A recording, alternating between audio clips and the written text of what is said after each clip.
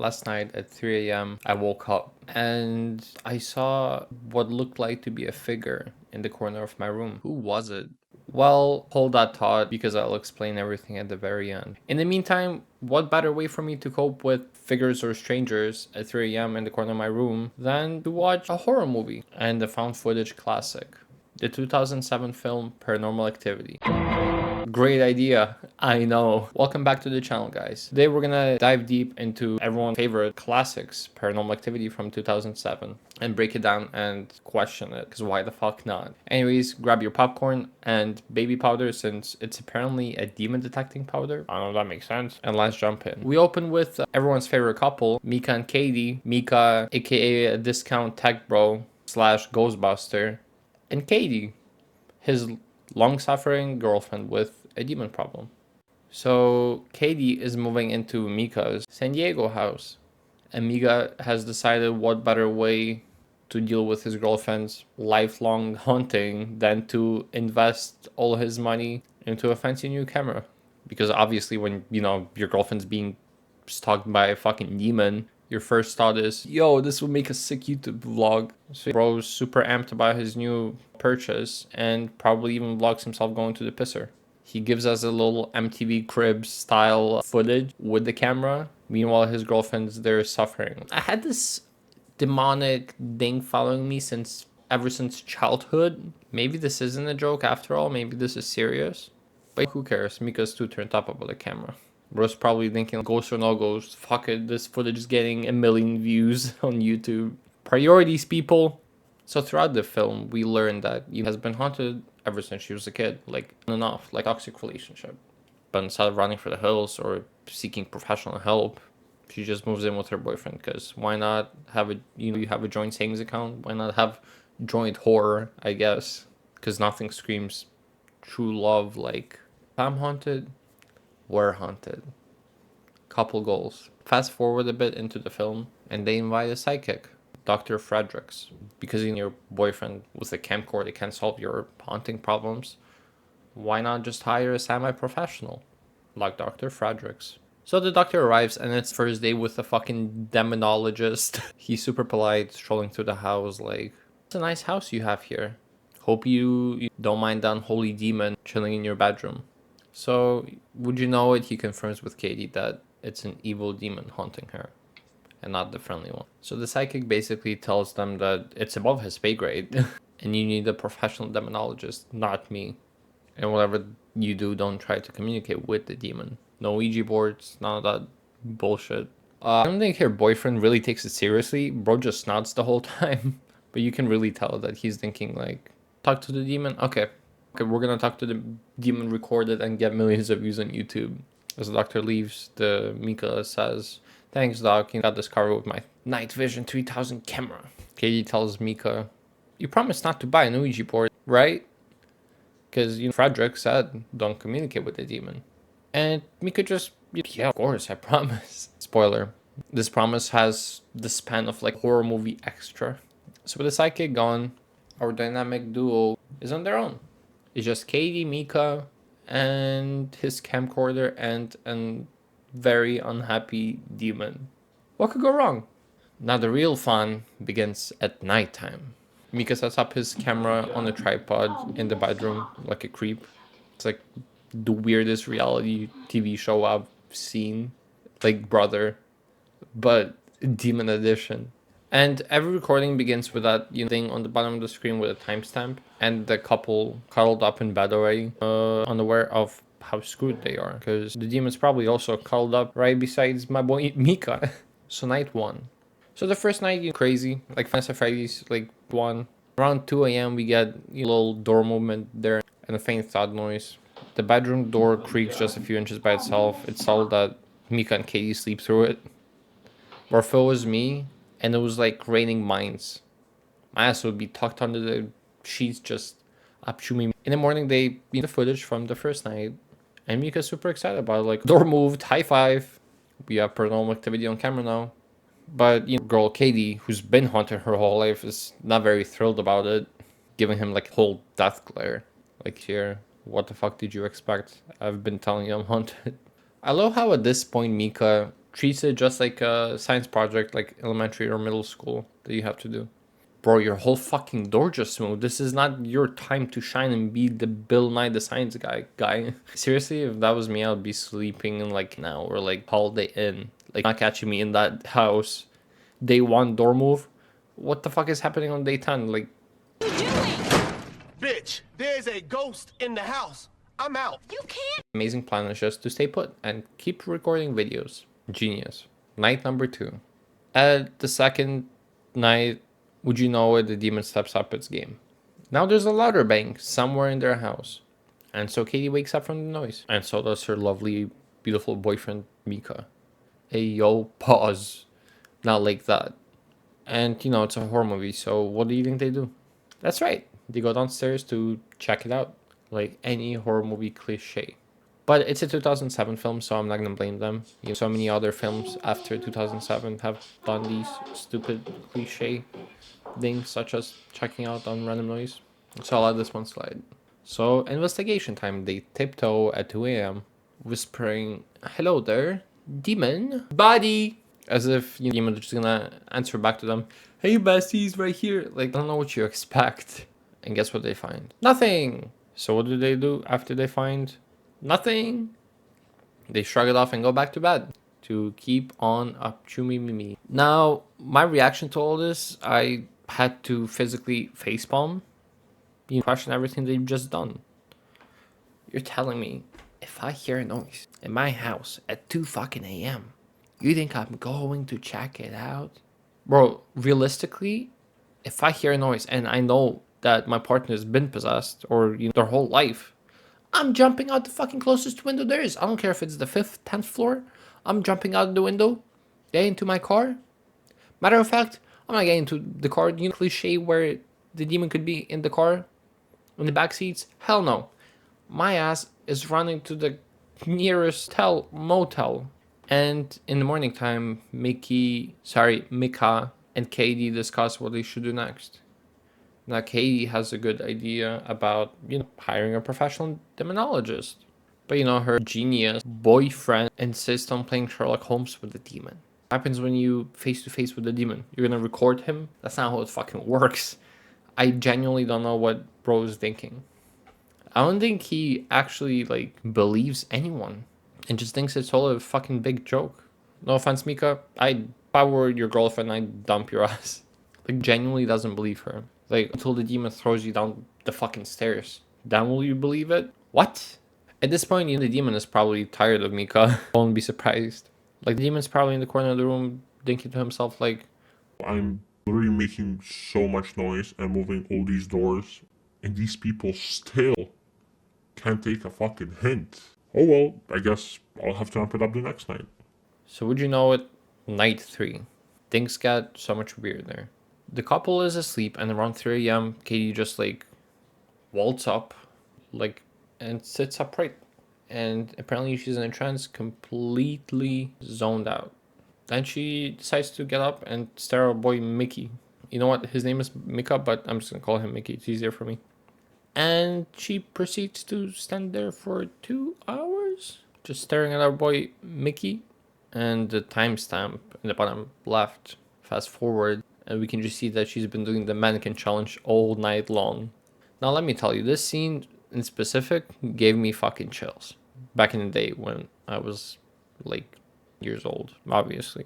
Imagine waking up to seeing your partner just like stare at you with a blank expression at 3 a.m. Bro, it just, my soul would just leave my body. I'd legit be out of the door or the window or the nearest exit with the cartoon dust outside of myself, like Scooby-Doo.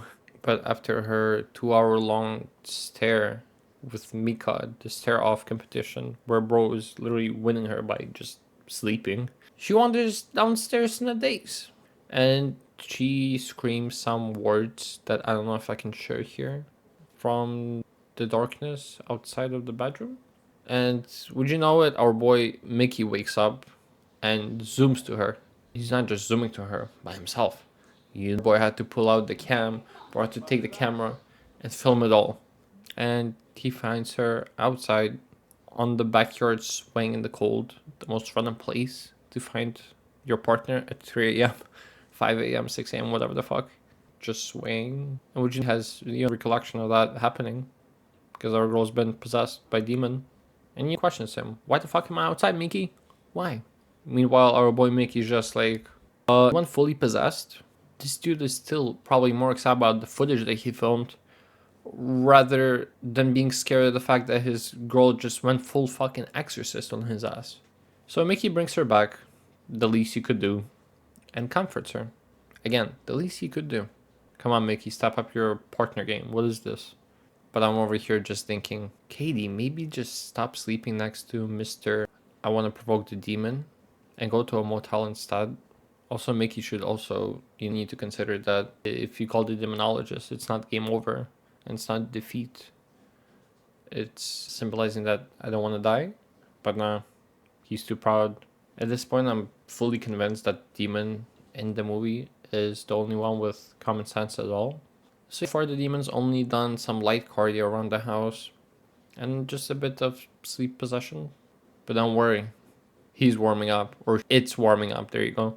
By now in the film, Katie's more than just, she begs Mickey to stop recording everything and actually call a professional demonologist before things could get worse. So Mickey finally decides to give up his amateur ghost hunting antics. Haha, just kidding.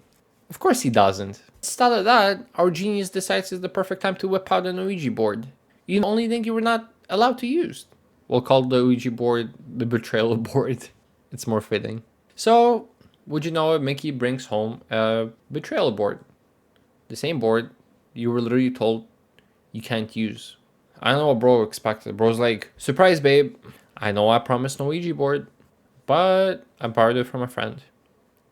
Technically I didn't buy it. Like, calm your ass down. That's some Olympic level loophole gymnastics. Katie's livid. You know what? She's not wrong. I'd be fucking livid. She's like, I swear, Mickey, if the demon kills you because you couldn't follow fucking simple instructions, I'm going to haunt your ass in the afterlife. You start arguing, because why wouldn't they? And Katie storms out of the house to off. Our boy Mickey never want to miss a chance to poke the bear, positions the Ouija board in the living room and leaves the camera running on while they both step out. So Mickey and Katie are gone, the house is empty, and it's just us and the Ouija board on camera. I'm thinking, well, demon, here's your chance to literally spell out your grievances. And oh boy, the demon delivers. On the footage, the planchetti, the little pointer thingy, starts moving on its own, sliding around the board, spelling who knows what, probably 𝐬𝐻𝐫𝐞𝐿. Then, as if to really make a statement, the board's planchetti suddenly stops and the board bursts into flames for a second. The demon essentially mic drops the Ouija board. It's saying, you want to communicate? How's this for a sign, idiots? When Mickey and Katie return home and watch the footage, Mickey is ecstatic. He's practically jumping up and down like he caught the holy grail of ghost evidence. Yeah, I knew this would be awesome. Look, the pointer moved and the board caught fire. This is great stuff. Mickey, my dude, the demon literally rage quit your little Ouija session. And you think this is a win? Katie, on the other hand, is rightfully furious. Pfft, who wouldn't be? This was the one thing she begged him not to do, and now the entity is super pissed. Katie's yelling at Mickey. Mickey's getting defensive. The relationship is hanging by a thread, much like Mickey's life expectancy if he keeps this up. Night, to be honest, I lost count of the nights. All I know is the demon's getting angry. The couple is asleep, yet again. How do they even sleep at this point? Around 3 a.m., we hear heavy thumping footsteps approaching their bedroom. Not human footsteps either. These sound odd, like thought. Suddenly, bang. The bedroom door slams shut hard. Katie and Mickey jolt awake in absolute terror. This isn't a polite door wiggle anymore. This is the demon basically kicking the door in like a SWAT team. They scream for a second. Finally, a normal fucking reaction. And Mickey nervously peeks into the hallway. What do they find? I'll tell you what they find. Footprints in the baby powder. From the hallway right into their bed, stopping at their bed. And these aren't like shoe footprints either. They look like a weird, toad, dinosaur tracks or something. Mickey's jaw drops. Katie's already in tears because this is undeniable. The demon was in the room hovering over them. I literally have some goosebumps just describing this, and also an urge to burn some sage. So what did they do? They follow the creepy powder footprints down the hallway and notice the prints actually lead up to the attic hatch door. Golly gee, what do you think they did if something climbed up there? Naturally, he says, let me grab a flashlight and my camera and go up into the attic alone. Because that always ends well, right? When I was watching the movie, I was sitting on my couch just like, Mickey, if you stick your fucking head into the attic and that shit gets snatched like every other generic horror movie, you genuinely deserve it, bro. So our boy Mickey climbs into the attic while Katie is freaking out below. Up in the dusty attic, the camera lights reveal a bunch of insulation, old junk, and wait, what's that? Mickey finds a burnt photograph of young Katie, like when she was a little girl. It's charred and torn, but clearly her. This is huge because Katie told us earlier that all her childhood photos were lost in a house fire. But how on God's green earth is this burnt photo here? In Mickey's attic, of all fucking places on this holy planet. Matter of fact, not even that. Decades later, the demon straight up said, look, I got receipts. I've been stalking you since 92, Katie.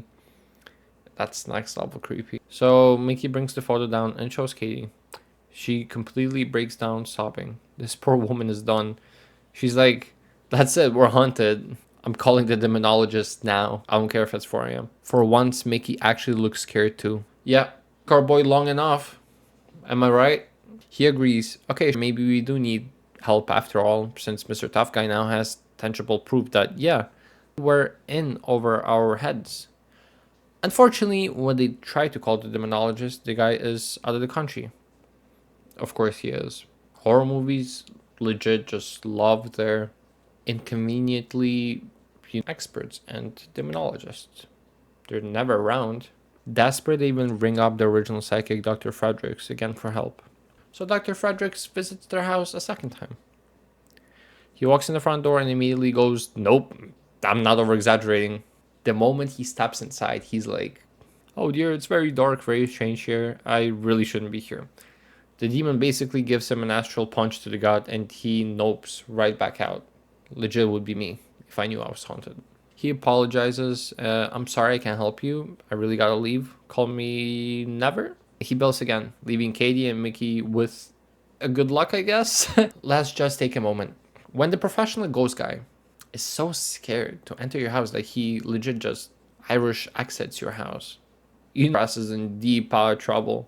That's like the same as if you were to call 911 in an emergency and the operator telling you, this time, bye, good luck with everything in your life. To be honest with you, I can't really blame Dr. Fredericks. If I felt that demon energy, I'll moonwalk out of there, bro. But it is a bad sign for you and Mickey, and they are officially on their own against Mr. Demon, who has clearly been hitting the gym and is ready to go full WWE SmackDown on these two. You can feel the tension now. It's no longer subtle bumps and thoughts, it's full-on attack mode. Mickey and Katie are exhausted, terrified, and running out of options. Guys, you should have left the house like 10 nights ago. I really don't know what to tell you. Mickey finally is on the same page as Katie. Maybe you should go to a hotel or something. You think, Mickey? Night number 20, somehow. The second to last night, they decide they'll leave in the morning since it's late now. Honestly, my ass would leave in my PJs still. But these guys, both of them are clearly on edge as they try to sleep. Like know something big is coming. Of course, it's 3 a.m. Is that quiet? Then bam, their bedroom door slams shut quietly again. And instantly the covers fly off of Katie. An unseen force grabs Katie's legs and yanks her clear of the bed. She gets dragged down the hall screaming with Mickey scrambling and yelling, Katie! Please come back. I know you told me you're haunted and I insisted on not calling the demonologist and just recording everything, but Katie, please come back. It's okay. The scene is absolute chaos. The camera's knocked over but still catches poor Katie being dragged on her back by nothing. Mickey and his footage obsession. Mickey runs after her and manages to grab her arms and wrestle her away from the invisible grip. They stumble back into the bedroom, slamming the door. Katie's sobbing hysterically with bite marks now visible on her. Yes, the demon literally bit her. As if dragging her down the hall wasn't enough, bro had to leave a mark. At this point, Mickey's done. Dude has seen the light. And it's literally the demon dragging his girl Katie down the hall and biting her ass. And my boy finally decides to say, that's it, we're getting out of here in the morning. Finally some sense in this guy. He should have said we're leaving right now after the first little thump. But listen, I'll take it. So, day 21, presumably. Mickey is packing because, hallelujah, he's decided enough. Round of applause for the obvious conclusion. You took, what, assaulting your girlfriend and battery? So he tells Katie to just hang up tight, we're leaving ASAP, but guess what? Katie, who is begging to leave all this time, silently is eerily calm and says in a flat tone, no, I think we'll be okay now. What will be okay, Katie? My boy Mickey, that's a red flag right there. What are you talking about? Your girl just got her ass bit. 𝐾𝐭, what do you mean? It's okay. My boy, can you please Mickey, tell me the red flag is? Katie's demeanor has done a whole ass fucking 180 overnight. In regular horror movie logic, you would think that the demon is no longer like Katie, but bro is inside Katie, possessing her. Thankfully, our boy Mickey. Oh my god, Mickey with a clutch. He notices something is off. Oh my god, Mickey. Character development in a horror movie? So he's hesitant. But seeing her soundly calm, he unfortunately lets his guard down a little bit. He's like, okay, you're right. Maybe it is over. Mickey, you sweet summer child. It is not over. So guess what? They don't leave the house. Oh, why? Mickey, you're so far. Anyways, night 21, the grand finale. This is it, the last night we see on camera. And it's a doozy. If you've stuck with the movie or commentary this long, you're about to witness some serious you know what. It's past 3 a.m. Katie and Mickey are both asleep, or at least Mickey is. Katie suddenly bolts upright like before. But this time, my girl doesn't just stand up and play mannequin challenge. She slowly slinks around to Mickey's side of the bed.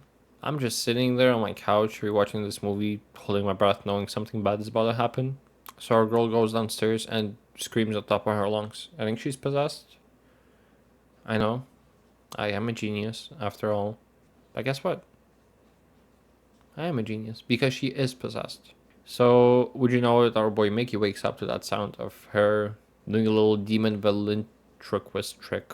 So, as he jolts up and after her, he actually doesn't pick up his camera this time, and the audience, watching everything from the camera, just see him disappear off the camera. And we are left alone, staring at the empty bedroom. But this is fine. We'll just stay there, wait until they come back and lay back in bed, right? Wrong. It's a horror movie after all. So you proceed to hear a bunch of weird noises. Him screaming Katie, her using her little tricks and singing on top of her lungs. And all of a sudden, screaming just stops. And an eerie silence follows. And after a heavy couple of seconds with no sound at all, we hear heavy footsteps coming up the stairs slowly. And then bam. I don't know why I said bam. Mickey's lifeless body comes hurtling through the bedroom door, and it is thrown with supernatural force. It hits the camera, knocking it over. The camera lying sideways on the floor now shows Mickey's body not moving. In the dim light, we see Katie slowly walk into the frame, but not normal Katie. She's not the sweet Katie. She's feral. She crouches down over Mickey's body, kind of sniffing him like a predator over prey. And then she slowly turns her head toward the camera, toward us. And sweet mother of jump scares, her face is not her face. She lunges at us with full fucking speed and screams, and that cuts to black. Well, Mickey, that's what you fucking get. You should have listened to anyone else. I don't know what bro expected. I'll be honest with you, it's hard to feel sorry for him after so many red flags and so many signs. And the poor victim instead of Mickey or Katie is probably their haunted house. It's literally gonna need a deep exorcism and a deep cleaning after this one. And thus, the film concludes. Now, what did we learn from this film? A. Ignoring professional advice equals bad. B. Taunting a demon with Ouija boards equals very bad. C. Having a boyfriend like Mickey equals very bad. All of the above, actually. Now, performance-wise, it was great, but I do have to give Mickey, unfortunately, -5 stars for boyfriend performance. And I give the demon A+ for dramatic flair and the patience. It literally gave them so many chances to run away, but no. So about that figure in the corner of my room at 3 a.m., time to resolve that little mystery. So here's what happened.